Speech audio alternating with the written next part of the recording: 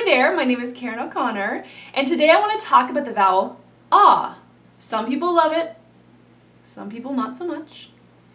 But it's a vowel that we use quite frequently in vocal training exercises as well as in our vocal phrases. So it's really important that we get this vowel right, that we find a really good resonance balance on this vowel, and that we learn to be able to define it very precisely. So today I want to talk about 3 common vowel distortions that are heard with this particular vowel, with the ah vowel. The first of which is airiness. So when we hear that airiness in the tone, it's that ah, and the sound is a little bit weak. We don't have the overtones all represented in the sound, so the source signal is not very strong. So we're never really going to be able to make a really loud sound or a really rich sound when we have a very airy tone all the time. It's also proven to be in studies not the healthiest way of singing all the time because it can lead to swelling and redness on the vocal folds. So let's talk about this idea of airiness. So basically, when we hear airiness in the tone, that is, you hear sort of an audible leakage of air into the tone, it's because the glottis is not fully closed. The vocal folds aren't fully approximated and fully touching each other. And with the ah vowel, this is particularly common because with the ah vowel, the arytenoid cartilages right here that close the back portion of the vocal folds, they're a little bit farther apart than they are for, let's say, E. With E, they're pretty much touching or nearly touching each other. But with ah, we don't really have that assist. And so if you're somebody who tends to under-sing or under-energize your singing, like I used to for a good portion of my life, you're going to likely have some sort of imbalance in your voice system. It could be the breath support, it could just be weakness here at the glottal closure level where those adductor muscles aren't really doing what they're supposed to be doing. And of course, those 2 parts of the vocal tract are very closely linked. So there's some sort of imbalance and you just need to kind of figure out which is which. Sometimes it's a little bit of a chicken or egg kind of thing, but you need to figure out what is causing that breathiness in your tone. So one of the things that I like to do when eliminating breathiness from this particular vowel is to start with energized words or phrases that begin with that vowel sound, like otter or ought. So when we speak those, you hear that It's an energized glottal onset. Otter, ought. So then what we do is we start to extend the duration of that vowel slowly. But we still think sort of, we'll say, on a speech level, because if we start to think singing, then we're going to go back to trying to sound all sweet and pretty. Ah, right? We're going to sing otter, otter, right? But what we want is otter, otter, otter, otter, otter, otter, otter. Don't worry about sounding like you're singing right now. Just focus on getting good glottal adduction. That is, getting the vocal folds together enough that we're not hearing this air leaking into the tone. So that's a good start with that. The second common distortion that we hear with this ah vowel is nasality.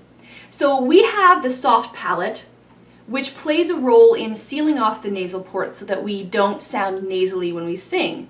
How we seal off that nasal port differs from individual to individual. Researchers have found actually about 4 different ways in which singers or speakers seal off that nasal port for non-nasalized vowels and consonants.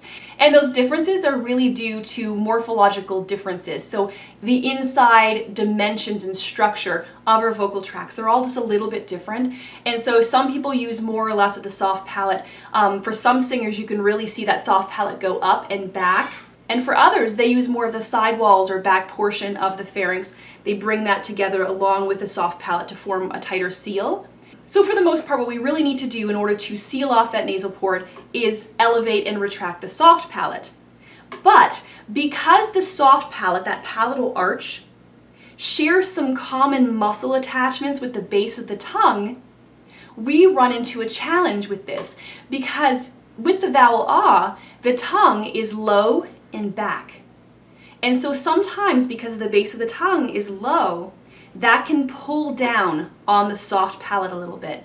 And so we have to be a little bit more mindful of a couple things. This will bring me to my 3rd common distortion that we hear with this particular vowel. And that is a sound that's oh, oh, oh. too far back. So it's a little bit dark, it's a little bit almost swallowed or gagged. And that's because the tongue is too low and or too retracted. And again, so now going back to the soft palate issue, if we have a tendency to over flatten or over retract our tongues, that is more likely to pull down on that soft palate and make it more difficult for that soft palate to elevate enough to be able to seal off the nasal port enough so that the listener doesn't perceive excessive nasality in our tones. With the vowel ah, nasality is most prevalent in the lower part of the range and when we're going through the passaggio and traversing the registers. There's a tendency for singers to want to allow that soft palate to drop a little bit when they're going through the passaggio, which is fine, and it can actually help to ease that transition between registers, but we just have to be really mindful that we're not trying to also stabilize the larynx into a lower posture by engaging the tongue root, because when we do that, that's when we're going to get that really gagged sound. So in addition to ensuring that our tongues aren't overly lowered or overly retracted with this vowel, in order to eliminate nasality, we can also use velar consonants. Those are consonants that use the velum, that is the soft palate, in their production. So we've got sounds like k, g, and and g.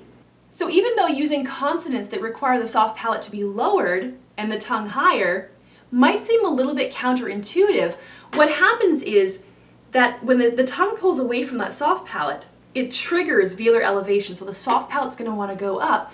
But if we don't exaggerate the lowering of the tongue for the ah vowel after that point, when we separate the tongue from the soft palate, then we're not going to get an exaggerated difference. And that velar consonant, with the tongue being a little bit higher and more fronted, can actually help to improve the quality, the definition of that ah vowel and prevent that tongue from becoming overly flattened so that the tone doesn't get too dark and gagged.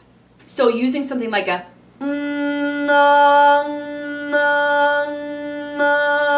or ga ga ga ga ga, and making sure that we're not going we don't want to swallow that tongue either. Make sure that the hump of the tongue is kind of on the front portion of the soft palate when we're making that sound. Otherwise we're going to get that gagged sound. Or ga ga ga ga. It's going to sound really terrible. So keep that tongue a little bit more forward of the soft palate when you're producing that velar consonant so that you have more space in the pharynx and the tongue isn't being swallowed in the throat. So going back now to this overly flattened and retracted tongue, a lot of this really has to do with how we hear that sound, how we hear the vowel sound in our heads. And that's partly influenced by our regional accents. So in some regions of the country, those ah vowels, I find in the Midwest in particular, those ah vowels tend to be very very back sounding. And so we need to start developing a really good mental concept of how we want that vowel to sound and how we're going to define it so that the vocal tract responds appropriately. So one of the things that I know, again, is because we do tend to hear that vowel in a certain way, is sometimes if we consciously shade our vowel toward a different vowel, if we tend to go too far back with that vowel, shading it slightly toward a slightly brighter vowel that's very, very close in that vowel chart can be a really productive way of fixing that overly low and overly back tongue posture. So for example, we have a vowel in the English language that isn't differentiated in most regions of the country, and that is ah, ah. It's somewhere between ah and ah, ah, ah, ah, ah. So if we were to choose that ah vowel, ah, instead of ah, ah, it's just an inherently brighter vowel. And for most singers, that will tend to fix this problem of an overly dark vowel sound that kind of gets swallowed. Oh, and I completely forgot to mention, with this vowel, we don't need to open super wide and lower our jaws excessively. That will also distort the vowel. Alright, so I hope this video was really helpful for you and helps you fix your troublesome ah if you have one like me. And so I plan to record more videos like this one, and I'm going to talk about the individual vowels and common distortions that we tend to hear with those vowels. And I'll give you some solutions for fixing them. So thank you so much for watching today. Please take a moment to like this video and subscribe to this channel so that you'll receive notifications when I post my next video. Take care.